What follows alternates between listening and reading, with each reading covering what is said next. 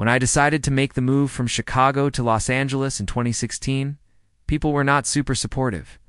In fact, most people thought it was a crazy idea. They said things like, "Are you sure that's the right move? Or you have a good job in Chicago. Why would you leave? Or LA is so expensive. You'll be miserable." My personal favorite, "But you just bought a brand new car." To be honest, I didn't really have an answer for any of them. All I knew was that I needed to do this thing. I'd been following my heart and my gut feeling for years, but somehow this time it felt different. This time it felt stronger and more clear. And even though I had no idea what I was getting myself into, I trusted that it was going to work out. Looking back now, I can confidently say that leaving Chicago was absolutely the best decision that I could have made for my life at that point in time. And 5 years later, here I am talking to you all from beautiful sunny LA. So today we are going to talk about why it's important to trust the process, own the journey, and dive into what that actually means. Welcome back to my channel, where we talk about mental health, productivity, self-growth, and healing. I am your host, and if you're new here, welcome. Hope that you find some value in my videos. Let's start with the first part of this episode's title, which is Trust the Process. Trusting the process means that you believe and have faith that everything is working out in your favor, even when things do unlook like they're going your way. It means having patience and allowing life to unfold as it should. It also means that you know that there will be bumps along the road, there will be mistakes, and there will be times where you question yourself. But overall, you trust that you're moving in the right direction. In order to trust the process, you have to have a bit of faith. You have to have faith in yourself, faith in the universe, and faith that things will work out.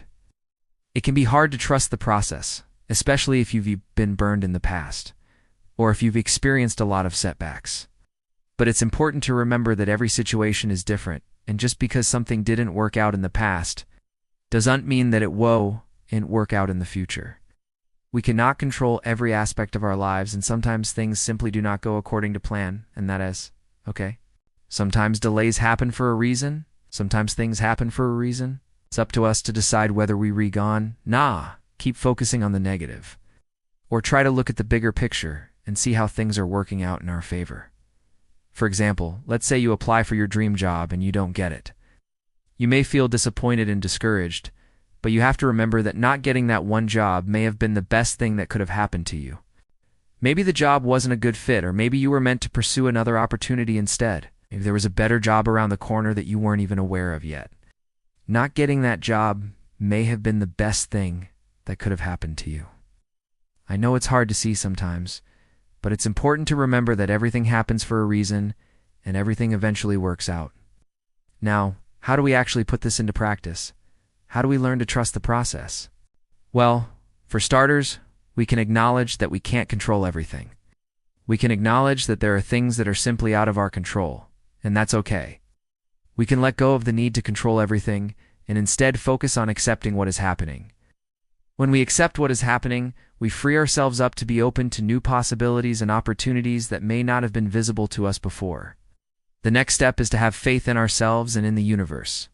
We can cultivate faith by practicing gratitude, by meditating, by praying, or by engaging in other activities that help us connect with ourselves and with something greater than ourselves.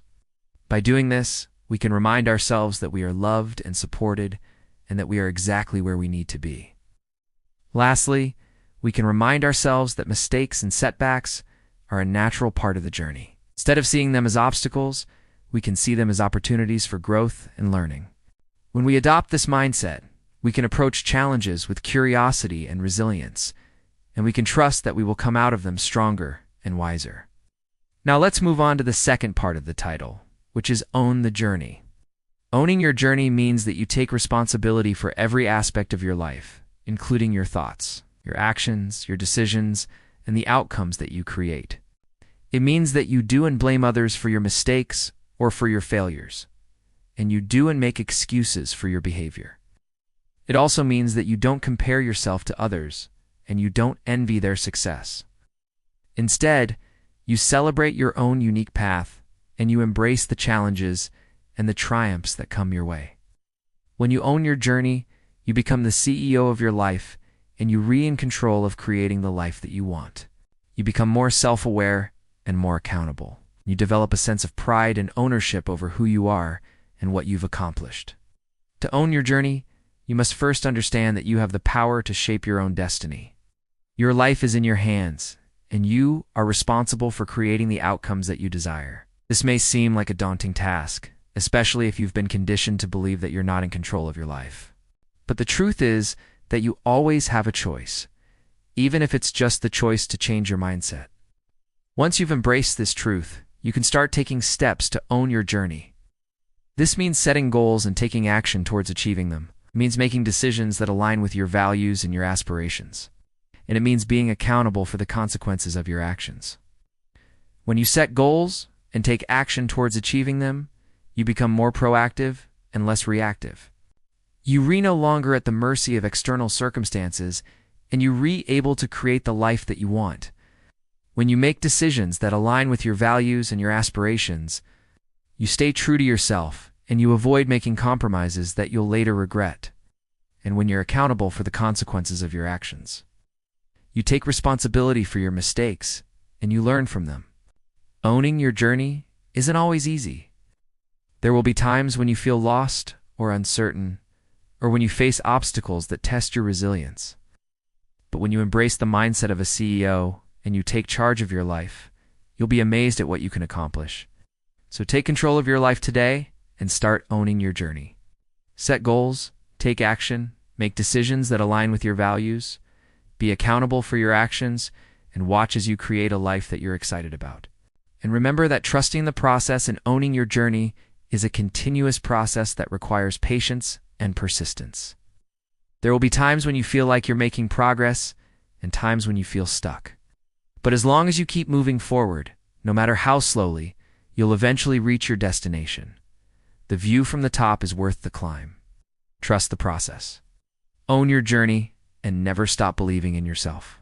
That's all for today's episode. Thank you all so much for tuning in, and I hope that you enjoyed this one. If you did, please give me a thumbs up and share it with a friend. Let me know what your thoughts are on this episode in the comments down below, and I will see you in my next video.